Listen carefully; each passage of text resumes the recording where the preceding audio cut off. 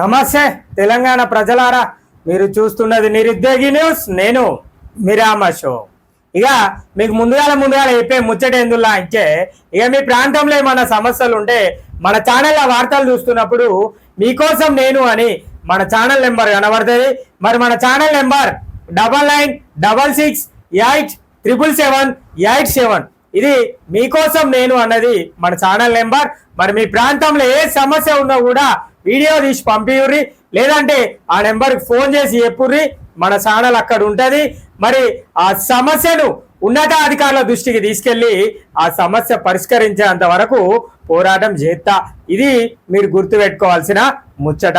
ఇక రెండో ముచ్చట ఏంటంటే, మరి మన ప్రాంతం ఎంత మేరకు అభివృద్ధి చెందింది, లేదంటే మీ ప్రాంతంలో ఏమైనా సమస్యలు ఉన్నాయా, మరి ఉంటే మరి నిరుద్యోగి న్యూస్ ఛానళ్లను పిలిపించి ఆ యొక్క సమస్యను బయటికి వెలికి తీసే ప్రయత్నం చేద్దాం.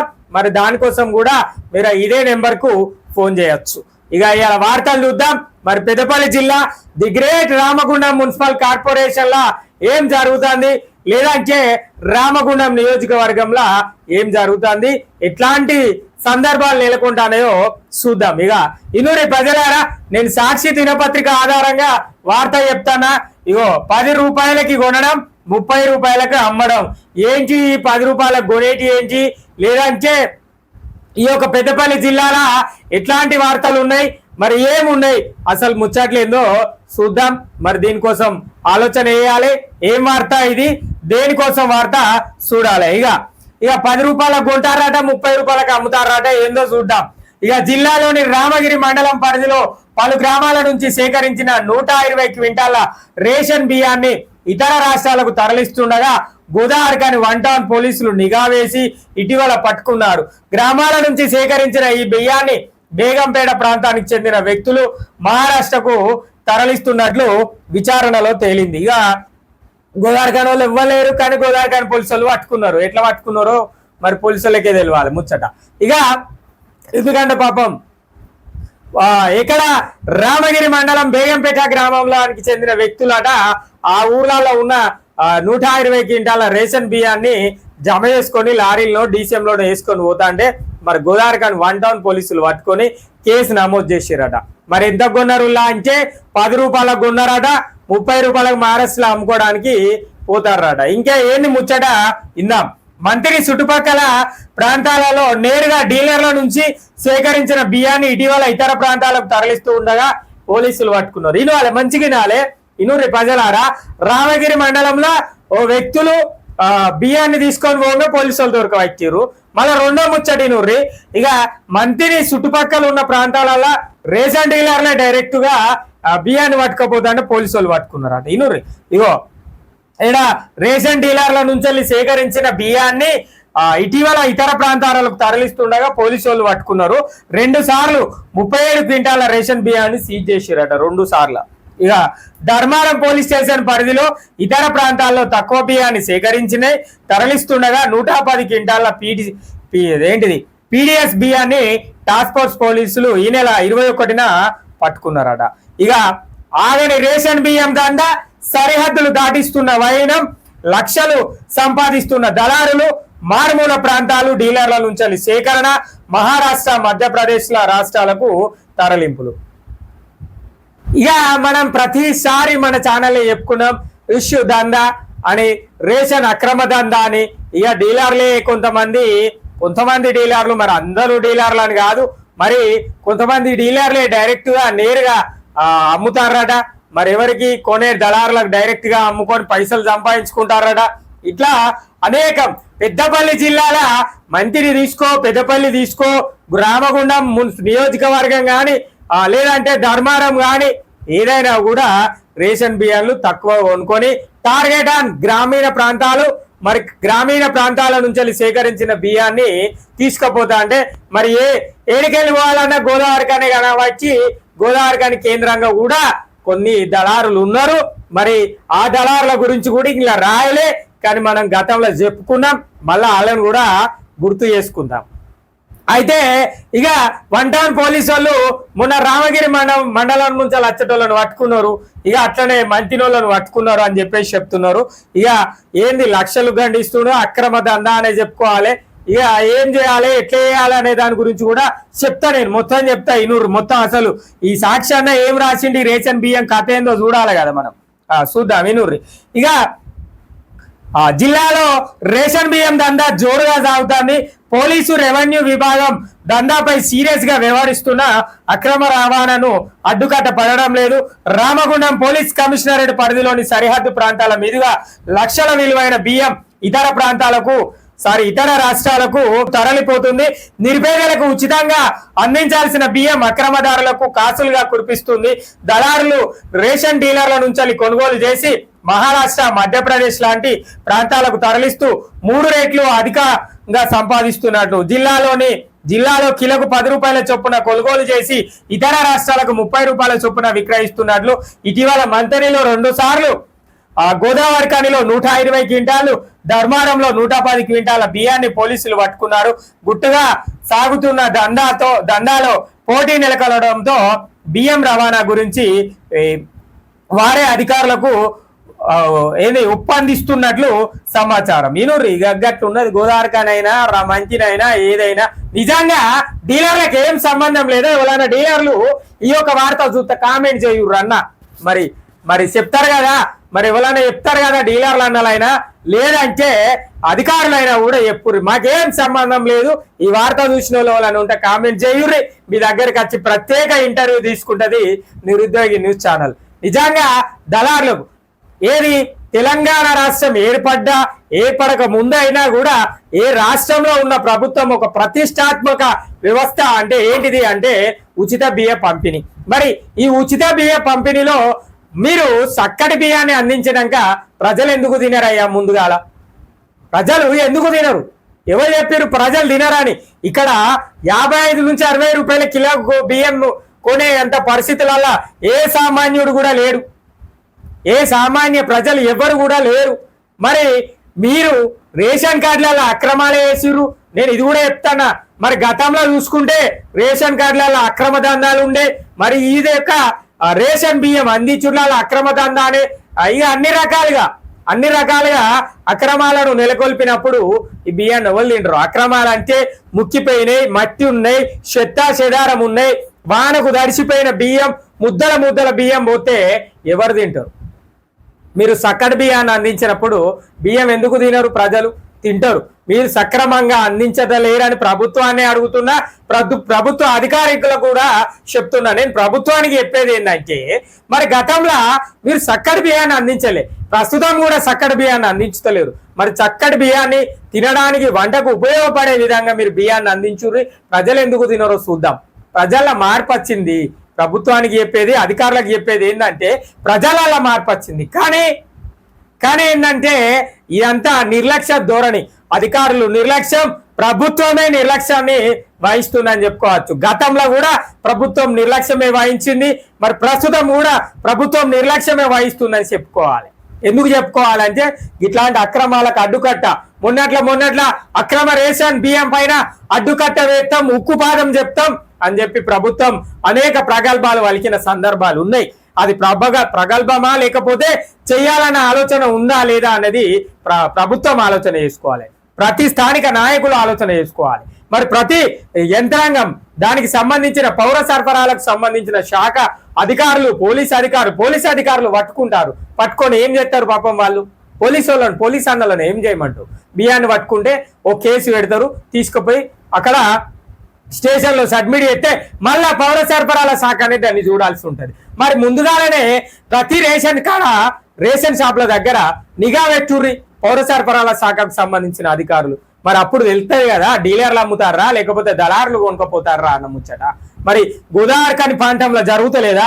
పాపం ఈ అన్న మంచిని రామగిరి మండలం, ధర్మారం మండలం, గోదావరి ఖనిలో గతంలో, ప్రస్తుతం కూడా గోదావరి ఖని పట్టణంలో జరుగుతుంది. ఆ జరిగేది ఏంటిదో తెలుసు, ఎక్కడ జరుగుతుందో తెలుసు, ప్రతి ఒక్క అధికారికి తెలుసు, ప్రతి ఒక్క నాయకులకు తెలుసు, మరి ప్రతి ఒక్కరికి తెలుసు ఈ యొక్క వ్యవస్థ ఎక్కడ సాగుతుంది, ఎక్కడ వాళ్ళ అడ్డాలు ఉన్నాయి, ఎట్లాంటి వాహనాల ద్వారా వీళ్ళు వాహనాలు సేకరిస్తున్నారు.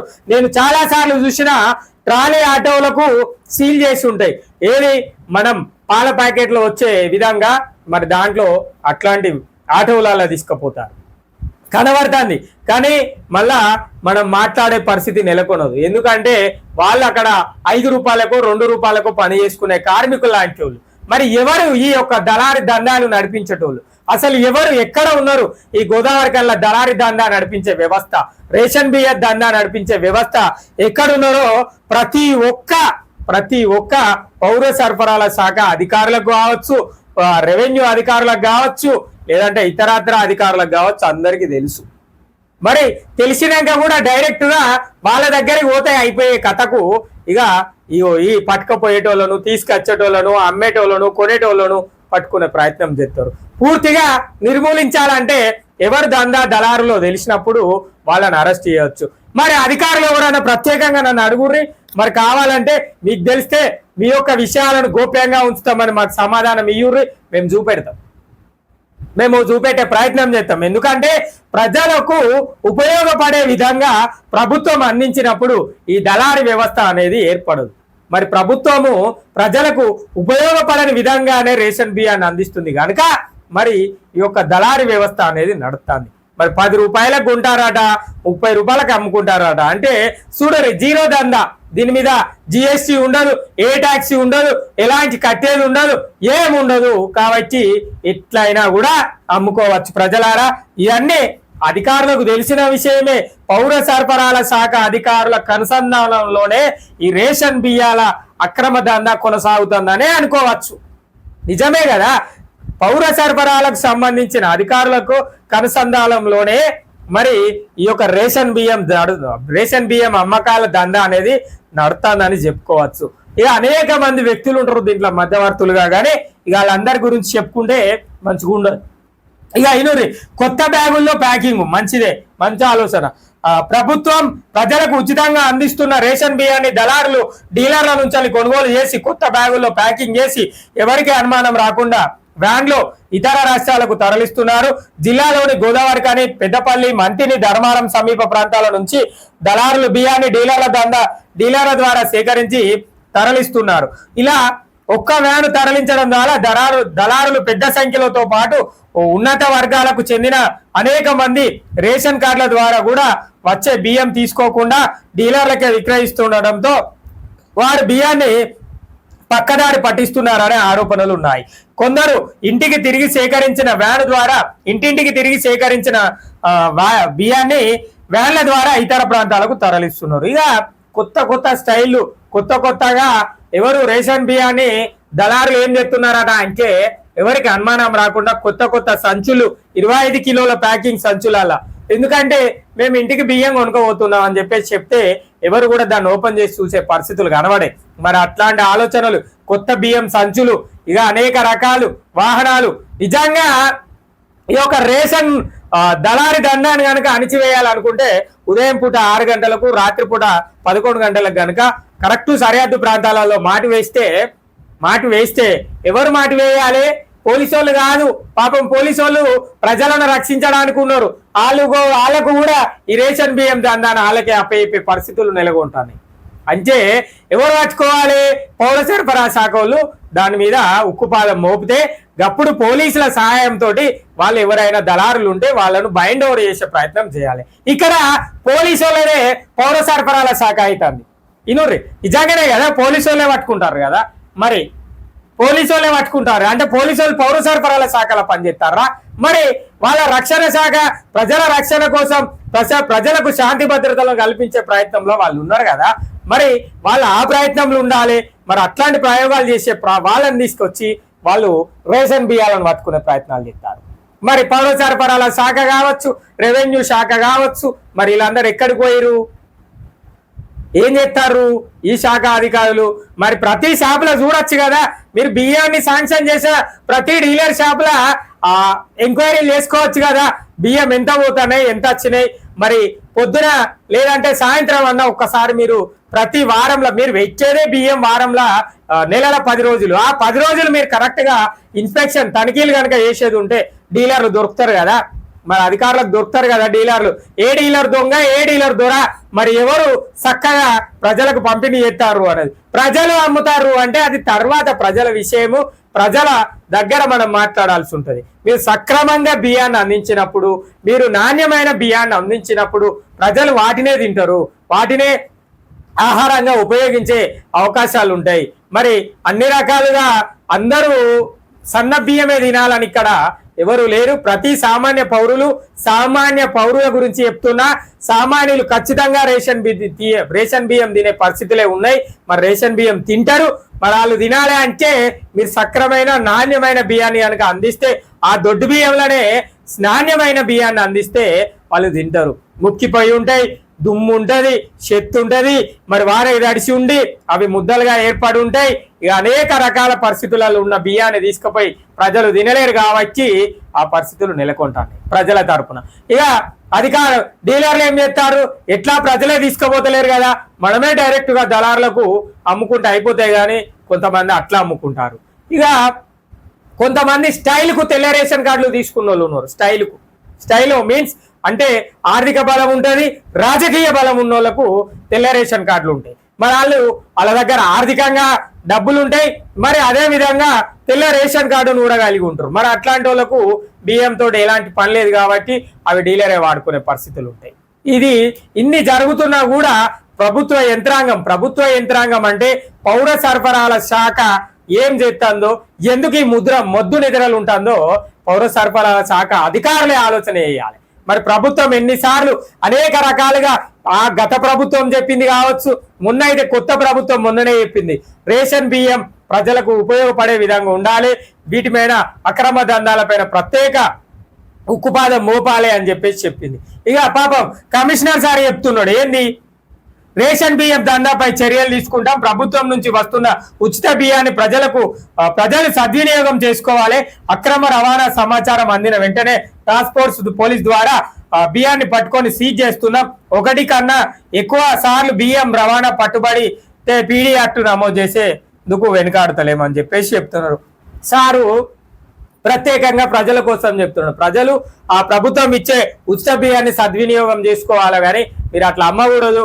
మరి టాస్క్ ఫోర్స్ పోలీసు వాళ్ళు ఉంటారు, మరి ఎవరైతే ఈ దళారులు ఉంటారో వాళ్ళని ఖచ్చితంగా దొరకబట్టి సీజ్ చేస్తాం. అంతేకాకుండా 1-2 సార్లు దొరికితే 1-2 సార్లు మందలు ఇచ్చి పంపిస్తాం, ఇక 3వ సారి దొరికితే కూడా వాళ్ళ మీద పీడీ యాక్ట్ పెడతామని చెప్పేసి పోలీసు పెద్ద సారి చెప్తున్నాడు, మన కమిషనర్ సారి చెప్తున్నాడు. ఇది కథ, ఇట్లాంటి కథ. పోలీస్ శాఖ రేషన్ బియ్యాల పైన ఉక్కుపాదం మోపే ప్రయత్నంలో ఉన్నది. ఇక పౌర సరఫరాల శాఖ అధికారులను అడిగితే మాకు తెలియని, మాకు ఇంకా రాలే సమాచారం, వచ్చినాక పోతాం, చూస్తాం, తెలుసుకుంటాం, అవునా ఆ షాప్ గురించి మీరు రాసిరి అంటే మళ్ళా దొంగలు ఊలు పంచుకున్నట్టు మరి అందరు మీరే ఉంటారు, మళ్ళా కొత్త లెవెల్ ఉంటారు. ఇక ఇట్లా ఉన్నది పౌర సరఫరాల శాఖ పరిస్థితులు. ఇక సరిహద్దు ప్రాంతాల నుంచి సేకరించిన బియ్యాన్ని మహారాష్ట్ర, మధ్యప్రదేశ్ కు తరలించే క్రమంలో పోలీసులకు చిక్కకుండా అక్రమార్కులు నిఘాలేని మార్గాలను ఎంచుకుంటున్నారు.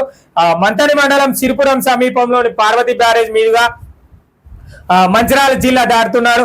జయశంకర్ భూపాలపల్లి జిల్లాలోని సరస్వతి బ్యారేజ్, దామరకుంట, కాళేశ్వరం అంతర్ రాష్ట్ర వంతెన దాటి మహారాష్ట్రకు తరలి అక్కడ లోడింగ్ అయ్యేంత వరకు ఇక్కడ వ్యాపారులు రవాణా బాధ్యత అక్కడ వ్యాపారులు తీసుకుంటున్నట్లు సమాచారం. ఇక ఇక్కడ డీలింగ్స్ ఉన్నాయి కాబట్టి అక్కడ దందా, అక్కడ దళారులు, ఇక్కడ దళారులు కలిసి ఈ యొక్క సిరిపురం బ్యారేజ్, అదే మంత్రి దగ్గర సుందిల్ల బ్యారేజ్, లేదంటే దామరకుంట బ్యారేజ్లు, ఇట్లాంటి కాళేశ్వరం బ్యారేజ్ పైన ఉంది, శ్రీపాద ఎల్లంపల్లి ప్రాజెక్టు మీద నుంచో ఏదో ఒక దొంగదారులో పోయి ఇతర రాష్ట్రాలకు అమ్ముకుంటారట. ఇదంతా చూస్తుంటే ప్రజలారా మీకేమనిపిస్తుందో కామెంట్ చేయుర్రి. నాకైతే అనిపించిన ముచ్చట చెప్తానా, దీనికి అధికారుల మద్దతు ఉన్నదనే చెప్పుకోవచ్చు, లేదంటే నాయకుల మద్దతు ఉన్నదని కూడా చెప్పుకోవచ్చు. పూర్తిగా రేషన్ బియ్యం 10 రూపాయలకు కొని 30 రూపాయలకు అమ్ముకుంటున్నారు అంటే 20 రూపాయల లాభం.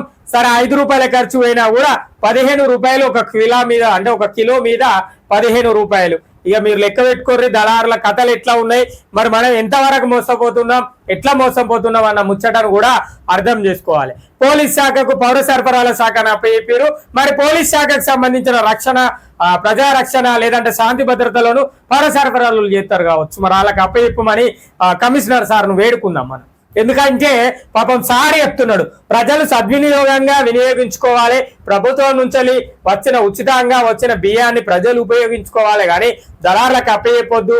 మరి ఏదైనా దళారుల దందా జరిగితే మేము ఖచ్చితంగా మాటేసి దొరకబడతాం, వారి మీద 2 సార్లు 3వ సారో పీడీ యాక్ట్ పెట్టే ప్రయత్నం చేస్తాం, వాళ్ళకి భయం ఉండేటట్టు చేస్తాం అని చెప్పేసి చెప్తున్నాడు. మరి ఒక్కరోజు కూడా పౌర సరఫరాల శాఖ సంబంధించిన అధికారులు మాట్లాడిరా ఈ దళారుల దందా పైన? మరి మీరే ఆలోచన చేయాలి.